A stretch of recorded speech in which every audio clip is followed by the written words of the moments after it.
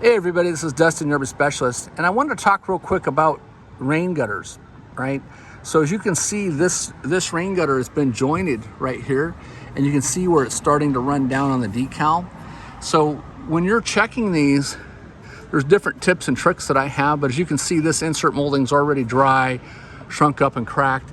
You can actually see where the staples are coming loose, and you can see where they put a screw during production. Let me get that out of the way. You can see where you can see where the dirt and water is getting past it. So you see where this is cut right here?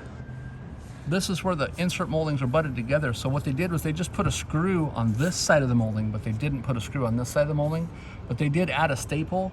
And as you can see, that staple's backing out. So when we're doing insert molding services and we're replacing this stuff, which is recommended to be replaced either as needed or every 2 to 3 years, I would, to either take that staple out or put it back in, but I would add another screw here.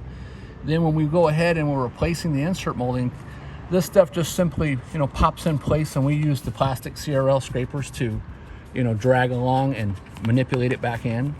So when this stuff gets put back in place, this acts like a shield for the screws. So think of it as like an umbrella. Its job is to help deflect the water from getting to those screws and getting back behind them.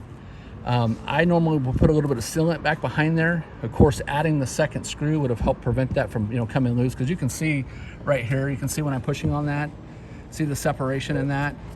That's where that molding is actually moving a little bit.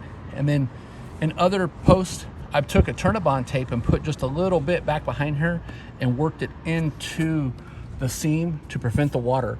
You could also take and put a little bit of silicone or geocell underneath this gutter rail as well to help protect it. But that's all, and just to keep water from out of the coach, out of the sidewalls. And then most importantly, as we came down here, there's another set here. And then, like I talked about on an earlier video, here's all the open sealant that's connected to the wall of the slide out. With this sealant being cracked and exposed, it's going to allow water to get into this wall and damage it over time. So hope these videos help. If you have any questions, please leave them in the comments below, and we'll try to reply back as soon as we can. Thanks a lot and have a great day.